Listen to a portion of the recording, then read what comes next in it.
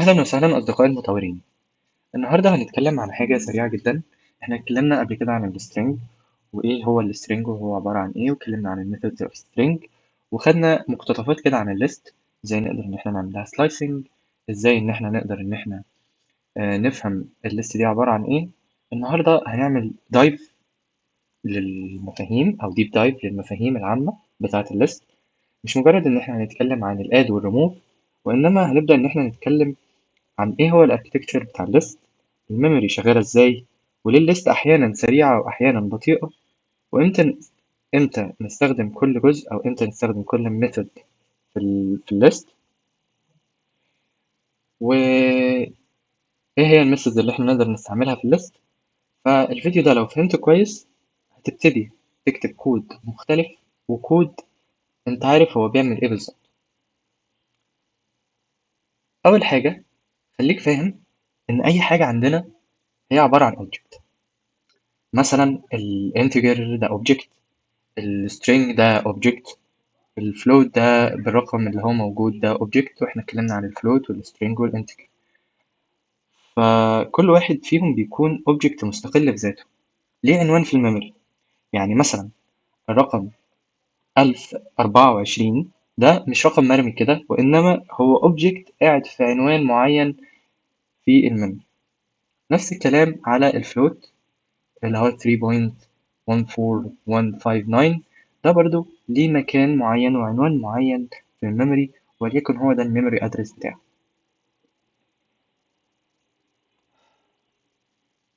وليكن مثلا عندنا الفلوت اهو ده الميموري ادرس بتاعه، والسترينج ده الميموري ادرس بتاعه، والانتجر ده الميموري ادرس بتاعه. list object كل فكرتها ان هي عبارة عن dynamic array او array ديناميكية، عشان الاري عندنا مثلا في لغة زي السي هي بتكون عبارة عن ايه، بتكون عبارة عن array بيبقى ليها one type او نوع واحد بس من البيانات من الداتا تايب اللي عندنا، وما بتختلفش. يعني مثلا لو هي فيها أرقام فهي بيبقى فيها أرقام بس، لو هي فيها string فبيبقى فيها string بس، لو هي فيها float فهي بيبقى فيها float بس.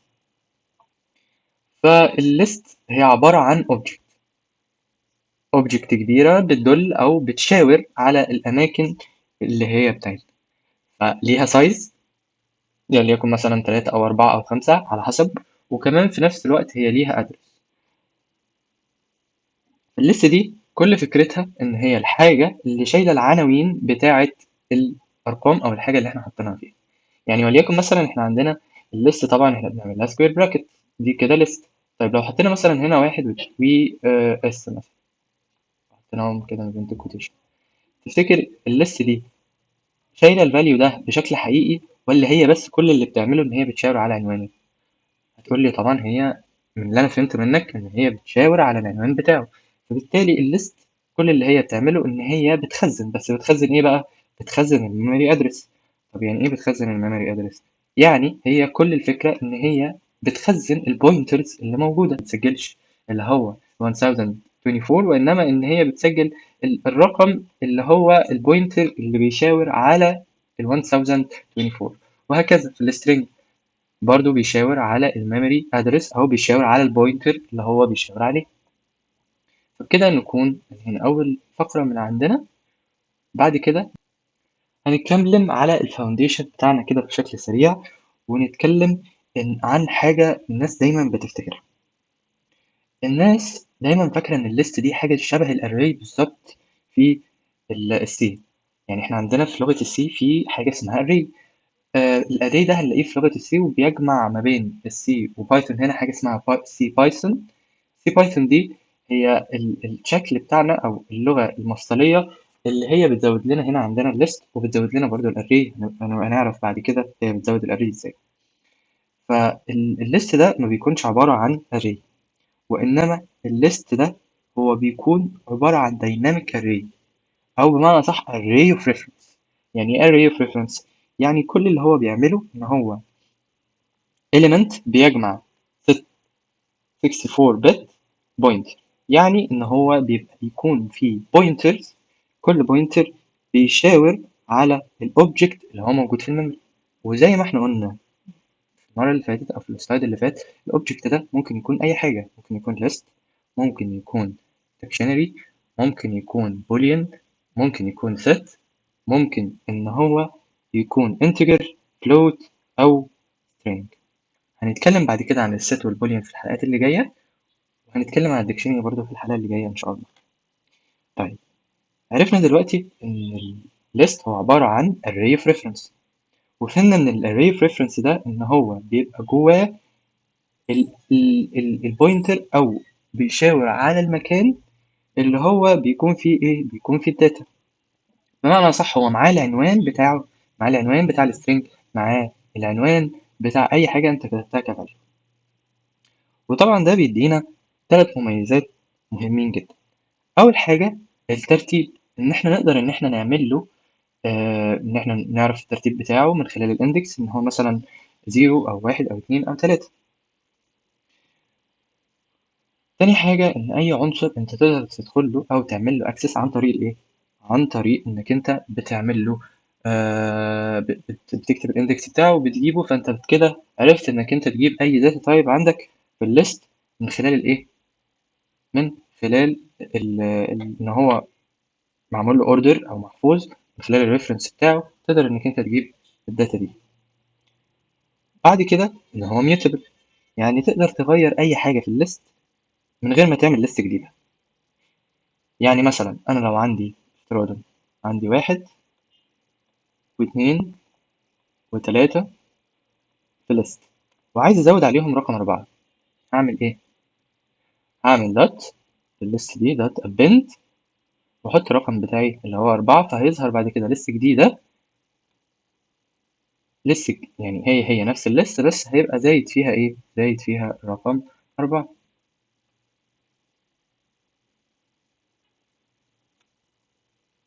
فده معناه هو الميوتابل، ان انا اقدر امسح او ازود او اضيف او اغير او اعمل لها سورت، كل الحاجات دي معناه ان هي ميوتابل. تالت حاجة ان هي heterogeneous. يعني ايه heterogeneous؟ heterogeneous دي هتسمعها، يعني هتسمعها كتير جدا في data science او data engineering لو انت حابب المجال بتاع البيانات. فheterogeneous معناها ان انا عندي كذا نوع من انواع البيانات، مش مجرد نوع واحد. ازاي؟ انا هيكون عندي string، وعندي جنبه على طول ممكن يكون في list، وجنب الليست دي ممكن يكون في نقط. يعني ايه؟ يعني انا عندي الليست دي مش شرط ان هي تكون ارقام، وانما ممكن مثلا بدل الواحد ده اخليه اس واحط تو كوديشن، فبقى ده مثلا string. وبدل الاتنين دي لا، احط مثلا جوه الليست دي ليست تانية عادي جدا وفيها ايه، فيها رقم اخر زي 2 و3، وهكذا. هقدر احط جوه الليست اي نوع من انواع الميموري، وده هو الفرق الجوهري ما بينه وما بين الاري. بحيث ان احنا عندنا الاري، انت الشرط الوحيد اللي عندك انك انت لازم تحط نفس الداتا تايب.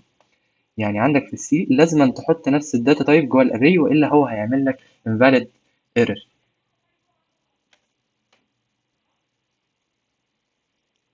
بعد كده هنتكلم عن الانترنال ميموري بلوبرنت.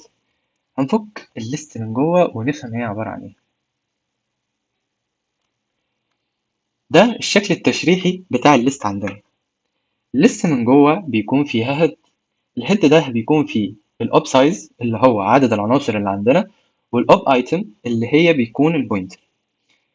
الاب ايتم ده هو اللي بيشاور على الريفرنس بتاعي، فهو بيكون عبارة عن array pointers، زي مثلا index 0 زي ما احنا قلنا ده الادرس بتاع الانتجر object مثلا، ده الادرس بتاع السترينج object، وده الادرس بتاع الليست. فبالتالي هو array of pointers، او هو عناوين بيشاور على المكان بتاع الداتا وبيروح يعمل لها retrieve او بيرجعها من الميموري تاني. بدأ يعني الليست دي مش بتحفظ المكان، لا، هي بتحفظ العنوان، ومن العنوان هي بتجيب الشخص او بتجيب الداتا بتاعتي. فكل بوينتر من البوينترز اللي موجودة هيكون رايح لأوبجكت، ممكن يكون integer، ممكن يكون string، ممكن يكون list، ممكن يكون set، ممكن يكون dictionary، ممكن يكون أي نوع من أنواع الداتا.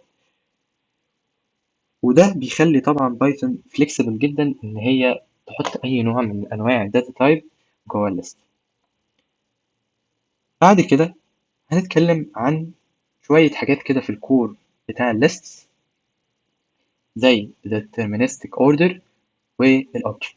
احنا متكلمناش عن التابل، ولكن هنتكلم عن التابل بعد كده في الحلقات اللي جاية، وهناخد فكرة بسيطة جدا عن التابل هي عبارة عن ايه. الحاجة التابل دي هي برضو نوع من انواع الداتا تايبس. هي عبارة عن آه، زي ما انت شايف كده براكتس. البراكت دي بنحط فيها داتا، الداتا دي ما نقدرش ان احنا نغيرها، يعني ان هي اميوتبل، ما نقدرش ان احنا لا نزود عليها ولا ننقص عليها. طبعا هي عبارة عن fixed array of pointers، يعني ان هي احنا عندنا اي حاجة بتحتوي على شيء فاحنا بنعتبر ان هي كونتينر، او بنعتبر ان هي عبارة عن صندوق. الصندوق ده فيه حاجات، فيه شوية أظرف. الأظرف دي هي كل فكرتها إن هي العناوين بتاعة الداتا بتاعتي. فتابل هي برضو بوكس أو كونتينر بيتكون من fixed array of pointer، أو البوينترز بتاعتي اللي هي بتشاور على مكان الداتا. أما بالنسبة للليست فهو عبارة عن dynamic array، فبالتالي هو نقدر إن إحنا نزود فيه، نغير فيه، أو نعمل أي حاجة فيه. تمام. طبعا الاوبجكت ايدنتيتي ده stable وده stable، وده بيختلف معانا في الموديفيكيشن اللي هو السترينج. وطبيعي جدا السترينج immutable، يعني احنا ما نقدرش مثلا نغير كلمة معينة زي here نخليها مثلا where، ما فيش الكلام ده، هي كلمة ثابتة متسجلة في الميموري وخلاص. هي عبارة عن char sequence متسجل عندنا في الميموري، فهو مش زي التابل والليست، عبارة عن container، فبالتالي هو ممكن نقول إن هو block of memory، بياخد جزء أو بياخد block of memory بيبقى ثابت. هو ده اللي بيخلي عندنا الليست إن هي تكون معمول لها order، أو إن هي تكون مترتبة ومحفوظة 100%.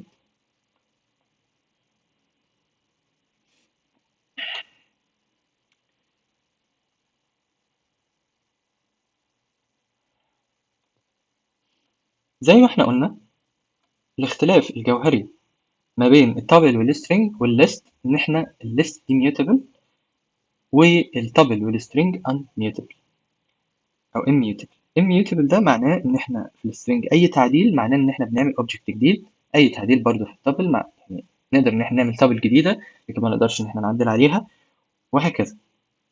لكن لو عدلت عنصر في الليست نفسها هي نفس العنوان نفس الاي دي، وهو ده الفرق ما بينها وما بين التابل والسترينج.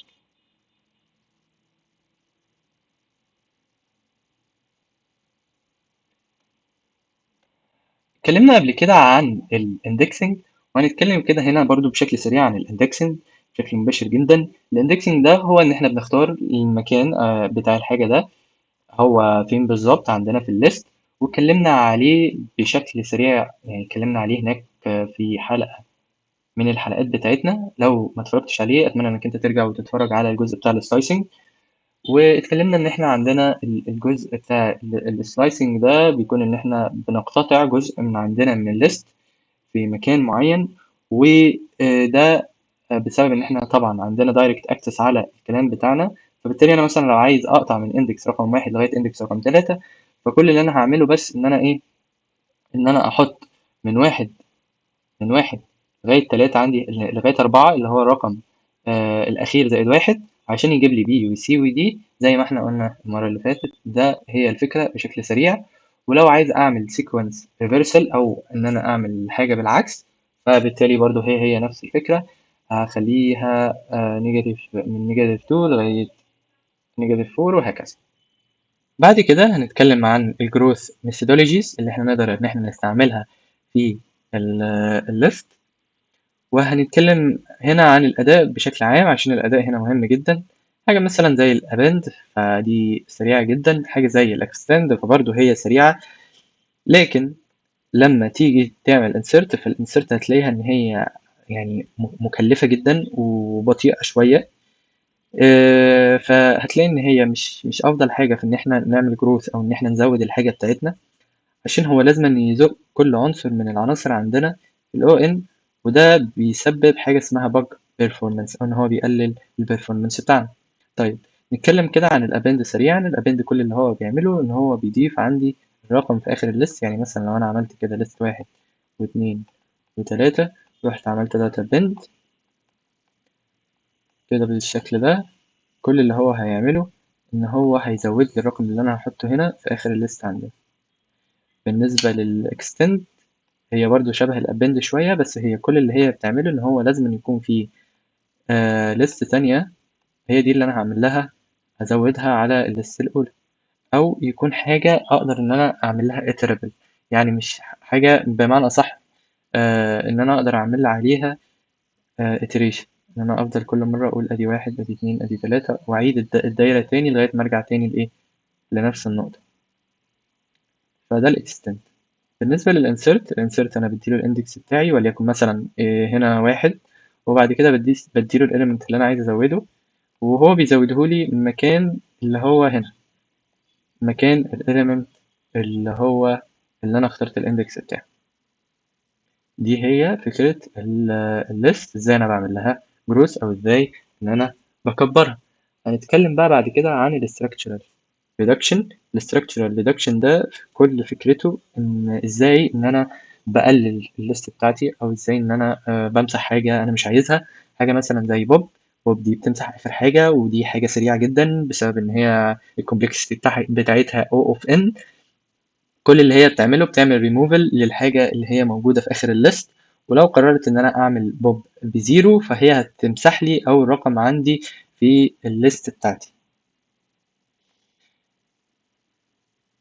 أما بالنسبة للكلير فهي بتقوم جاية وشايلة كل العناصر بتاعتي، ف يعني بتعمل لي مسح لكل حاجة عندي من أولها لآخرها. بالنسبة للفرق ما بين البوب العادية والبوب اللي احنا بنحط فيها الزيرو بتاعنا، هتلاقي إن إحنا عندنا البوب العادية دي هي سريعة جدا وكويسة، وبتعمل حاجة اسمها الستاك بيهيفير. الستاك بيهيفير ده حاجة هندرسها برضه بعد كده لما نيجي ندرس الداتا تايبس كويس، ونيجي ندرس حاجات في الالجوريزم، هنفهم يعني ايه الستاك بشكل اوضح وبشكل دقيق اكتر. فدلوقتي خلينا بس في الايه، في الشكل العام بتاع البوب. لو حطينا بوب، يعني مثلا عندي ليست بواحد واثنين وتلاتة، وكتبت مثلا دوت بوب، كل اللي هي تعمله ان هي اخر رقم ده هتقوم جاية وهتقوم شايلاه خالص، وهترجع لك الواحد والاتنين في الليست. اما بالنسبة للبوب زيرو فهي هتشيل الواحد، ودي هتلاقي ان هي كارثة في السرعة بسبب ان هي بتحرك كل العناصر وبتبتدي ان هي تشيل اول عنصر، فهتلاقيها ان هي ايه، الموضوع يعني اصعب بكتير جدا عشان الكومبلكسيتي بتاعته هي O of n. وهنفهم بعد كده ايه هو الكومبلكسيتي وايه هو التايم كومبلكسيتي والسبيس كومبلكسيتي، بس دي بعد كده في الكورس الجاي ان شاء الله.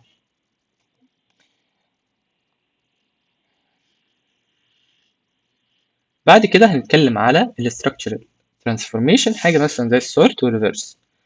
السورت كل اللي هو بيعمله ان هو بيجي وبيقوم مرتب الارقام بتاعتي بشكل صح.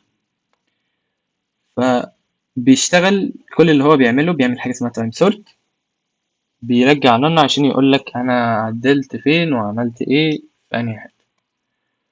فكل اللي هو بيبدأ إن هو يعمله إن هو ياخد الليست بتاعتنا ويبدأ يمشي عليها. أنا عندي أول حاجة بيعمل list object تانية فاضية، وبعد كده بيبتدي إن هو يقول لي أنا عندي الواحد، عندي مثلا همشي على الليست بتاعتي من تحت لفوق، أنا عندي خمسة وواحد وتسعة وتلاتة. فكل اللي هو بيعمله إن هو بيبتدي يقارن الرقم ده بالرقم اللي بعده، ويبتدي هكذا لغاية ما يرجع إن هو يرتب الليست.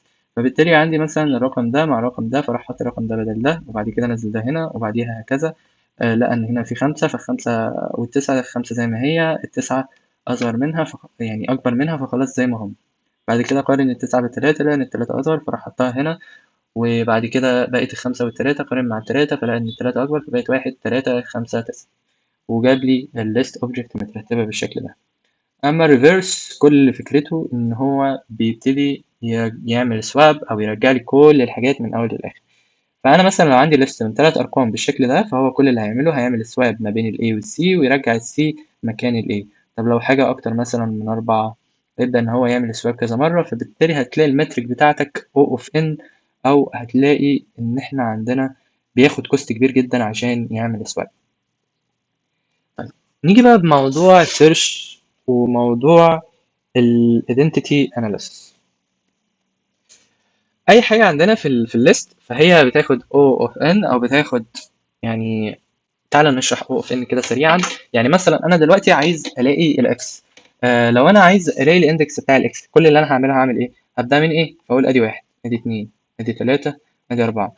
وليكن مثلا حجم الليست ده n، فبالتالي O of n معناها ان انا كل مرة بضطر ان انا اعدي على الليست بتاعت الارقام، وعندي حاجة اسمها best case scenario وعندي حاجة اسمها worst case scenario. best case scenario لو انا جيت مثلا ورحت قلت لك ده انا عندي انا طالب الايه، فانت حظك حلو فلقيته اول مره.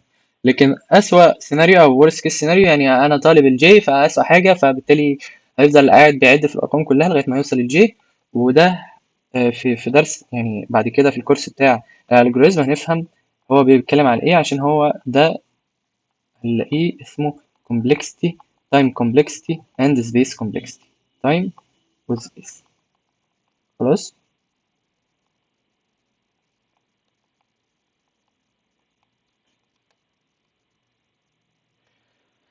فالسيرشنج والكوانتيفيكيشن والايدنتيتي اناليسيس كل اللي هي بتعمله ان احنا عندنا كده ميثود احنا نبدا ان احنا نشرحها. لو احنا عندنا مثلا بيدور على الاندكس بتاع اكس، فهيقول لك ان هو احنا دي 0 دي 1 دي 2 دي 3، فيبدا ان هو يعمل سيرش في الليست بتاعتنا لينير سكان لغايه ما يرجع للايه الاكس. لو هي مش موجوده هيطلع لك فاليو ايرور بيقول لك ان هي مش موجوده عندي في الايه في الليست دي. يعني انا لو كنت مثلا بدور على حاجه معينه زي 2 او 3 او اكس او اي، فهو بيبدأ إن هو يدور لك على الحاجة دي هي فين، فأنت بتكتب له الاندكس بتاع كذا موجود فهو يرجع لك الاندكس بتاعه رقم كام. طب الكاونت، الكاونت بيعد عدد الحاجة اللي هي موجودة. يعني أنا مثلا عندي هنا هتلاقي الإكس متكررة 3 مرات، فلو أنا عملت كاونت للإكس هتلاقي إن الإكس رجع لي الفاليو بتاعتها ب3، فهو بيبتدي إن هو يعد كام إكس عندي موجودة. كل شوية بيمشي بلينير سكان أو بيمشي واحدة واحدة يقول لي أدي الإيه أدي البي أدي السي، لا أنا الإكس أدي كده خلاص تمام لقيت إكس خلاص الاتنين إيكوال تمام حلو أدي واحد. بعدين إيه ده إكس تانية الاتنين إيكوال تمام خلاص أدي اتنين، وهكذا لغاية ما يوصل لآخر الليست ويشوف عدد الأرقام اللي هي عندي مظبوطة وتمام ولا لأ. بعد كده هنتكلم عن فكرة الكوبي وفكرة الألايزنج. الألايزنج ده هو بمعنى أصح دي أخطر نقطة احنا هنتكلم عنها في الليست. إن احنا لما نكتب مثلا ليست بي بتساوي ليست ايه، معناها إن احنا بنشاور إن احنا ادينا variable reference، إن احنا بنشاور على نفس الداتا تايب بنفس الاي دي بنفس الأوبجكت، بنفس كل حاجة. أما لما نيجي بنعمل كوبي فالليست بي يتحول إن هو بقى ليست A دوت كوبي مثلا، فبالتالي بي ده هيبقى اوبجكت مختلف بيشاور على حتة تانية ليه اي دي مختلف وهكذا. فدايما لما بنيجي نعمل نحب ان احنا نعمل اي حاجة او اي كود من الاكواد اللي احنا بنعملها، بنفضل ان احنا نستعمل الكوبي مش ان احنا نستعمل الايزنج او ان احنا نعمل ديكلاريشن نفس الحاجة بنفس الليست، بسبب ان احنا لو حبينا بعد كده ان احنا نغير نسيب الليست بي كمرجع لينا مثلا وعايزين ليست مختلفة يعني ليست A نسيبها زي ما هي وعايزين ليست B دي تبقى حاجة مختلفة تماما، هنعمل عليه ميثودز مختلفة نغير فيها شوية نعمل أي حاجة يفضل الريفرنس بتاعنا اللي هو list A زي ما هو. فيفضل إن احنا نستعمل الكوبي عشان لو في أي bugs، في شوية bugs بتحصل كده معانا، فده أفضل شيء إن احنا نعمله.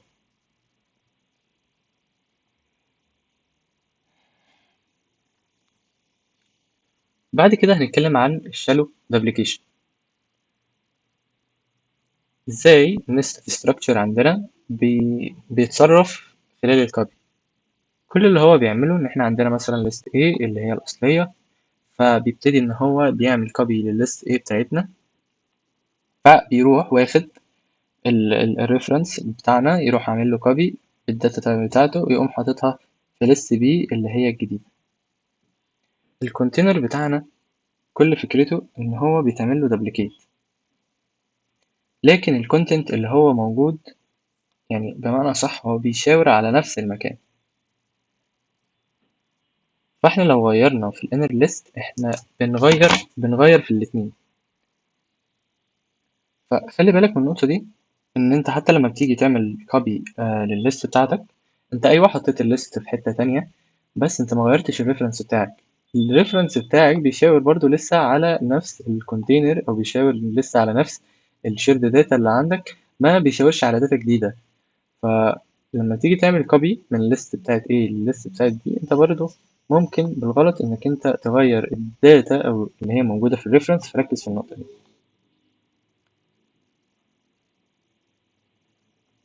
عندنا في دي حتة ادفانسد شوية، ان احنا عندنا في شوية comparison ما بين الiteration والcomprehensions اللي هي فكرة إن إحنا عندنا زي بنعمل مثلًا دي اسمها one line code. إحنا بنعمل transformation للرقم بتاعنا أو بمعنى أصح للlist بتاعنا. دي for loop. هنبقى ندرس إيه هو الfor loop بعد كده، بس إحنا ممكن ناخد فكرة أو مقتطف عنه سريع. الfor loop ده هي عملية تكرارية بيفضل إن هو يكرر نفس الحاجة كذا مرة لغاية ما يوصل لشرط معين أو حد معين. وهناخد برضو إيه في الشرطية بعد كده، اللي هي لو شيء حدث فده هيحصل، لو الشيء ده ما حدث فده مش هيحصل، وهكذا. فمثلا لو أنا عندي الرقم بيساوي صفر فرجعهولي، لو الرقم ما بيساويش صفر فخلاص ما ترجعوش، فده فلتر. فدي فكرة الليست. أما بالنسبة للإتريشن باترنز ممكن إن إحنا نعملها بثلاث حاجات: يا إما دايركت فور أيتم الليست، فبالتالي هو بيفضل يلف في الليست، يا إما enumerate ودي هنعرفها بعد كده في الدرس الخاص بالفور لوب، يا اما ان احنا بنشوف الرينج بتاعنا في اللي هو for i in range. يعني مثلا لو انا عندي اللينس بتاع الليست بتاعتي 5 اللي هو بادئ من 0 1 2 3 4 5، فهو كل اللي هو يعمله ياخد القيمة بتاعة الاي ويعمل iteration في كل مرة يستبدل الاي بقيمة موجودة في الرينج بتاعنا. هنتكلم دلوقتي عن حاجة هي advanced شوية وتقيلة حبتين تلاتة. هنتكلم مثلا في الفكرة بتاعة الأوفر allocation، أو فكرة إن إحنا عملنا اوفر allocation للحاجة بتاعتنا، او ان احنا زودنا عن الحد بتاعنا اللي المفروض ان هو ياخده. فلو كل append بتعمل ريسايز، لو كل append عندنا بتعمل ريسايز للحاجة بتاعتنا، تتوقع ايه اللي هيحصل؟ اكيد ان الاداء كان هيقع. فبالتالي الحل بتاعنا هو حاجة اسمها الاوفر allocation. بايثون بتروح واخدة الليست بتزود مساحة زيادة على الليست مش على قد الحاجة بس، وده عشان هي تقدر تعمل append بكل راحة وبكل سلام عندنا، ما تضطرش إن هي كل مرة تغير السايز بتاعنا. فبالتالي هتلاقي مثلا لو الميموري بلوك في كود عامل كده، فهي تاخد حتة وتسيب حتة فاضية وبعديها هكذا تاخد حتة، فبالتالي مش هتبقى memory efficiency. فبالتالي طب ليه؟ ما أنا كده كده ممكن آخد الحتة دي كلها من أولها لآخرها وعادي مش مشكلة، مش هتفرق معايا في حاجة. بس هي دي فكرة الشكل العام بتاعنا. فعندنا افضل حاجه عشان البرفورمانس ان انا لو هعمل جروث استراتيجي او ان انا عايز اكبر الليست بتاعتي، فافضل ان انا استعمل الابند عن الانسرت، عشان الابند بياخد او اوف 1 او بياخد بيجي او اوف 1، اما الانسرت بتاخد او اوف ان. او اوف 1 دي يعني ان هي الشكل بتاعها ثابت في التايم، ما بتاخدش تايم كبير، لا هي بس بتفضل ثابته، مختلفه عن الاو اوف ان اللي هو بيساوي بيعمل كده، ده الاو اوف ان وده الاو اوف 1. فهو ده الفرق ما بين الابند والانسرت. فالأفضل إن إحنا نستعمل append لو إحنا عايزين نعمل أي growth strategy في الداتا بتاعتنا. يعني لو إحنا عايزين نزود مثلا في list عندنا، عايزين نزود عليها رقم، عايزين نزود عليها حاجة تانية، عايزين نسجل حاجة تانية مختلفة reference تاني، فappend هي أفضل حاجة. بالنسبة للسنتيشن أفضل حاجة إن إحنا بنمسح الحاجة إن إحنا نستعمل بوب مش بوب زيرو، عشان هي stack بتاخد الstack behavior ما بتاخدش الqueue behavior. وهنعرف برضو الفرق ما بين الstack والqueue بعد كده في الالجوريزمز، عشان دي هتبقى قضية مختلفة عندنا أو كورس مختلف. احنا دلوقتي بندرس بس المفاهيم العامة بتاعة بايثون، فهندرس بعد كده الكيو والستاك، وتقدر برضو انك انت تدور عليهم لغاية ما الحلقة الجديدة أو الكورس الجديد ينزل. برضو فكرة ان احنا اللوجيك بتاع الامبلمنتيشن بتاعنا الافضل ان احنا نستعمل الليست كومبريشنز افضل من ان احنا نستعمل الاتريشن في الليست، عشان ما نزودش التايم اللي احنا بناخده. بس هي دي الفكرة بتاعتنا، هي دي كانت نبذة سريعة عن البيست براكتس اللي احنا نقدر نستعمله. عندنا ال computational cost. طبعا حتة البيج او اوف ان والبيج او اوف 1 كل فكرتها ان احنا بندرس الكمبيوتيشن الكوست بتاعنا بتاع الحاجة. يعني مثلا انت هتلاقي لو احنا عندنا ليست من 10 ارقام هتلاحظ ان الكمبيوتيشن الكوست بتاعنا بسيط جدا. طب تخيل مثلا لو احنا عندنا ليست من 10 تريليون رقم، تفتكر ايه اللي هيحصل عندك في الكمبيوتر؟ هيبدأ ان هو ياخد مساحة كبيرة جدا من السي بي يو، ويبدأ ان هو يعمل مشاكل عندنا كبيرة جدا. فهتلاحظ عندنا ان احنا الفكرة العامة بتاعة البايثون إن هي بتعمل يعني ميزان أو موازنة ما بين إن إحنا عندنا فيه performance عالي وفي نفس الوقت احنا عندنا flexibility عالية جدا، وعشان كده بايثون من اللغات اللي احنا نقدر نستعملها في ال AI وفي ال Data Engineering وفي ال Data Science. وبكده نكون خلصنا حلقة النهاردة. لو عجبتك الحلقة تقدر انك انت تعمل لايك واشتراك وتفعل زر الجرس، ولو عندك اي سؤال تقدر انك انت تحطه في الكومنتس. شكرا.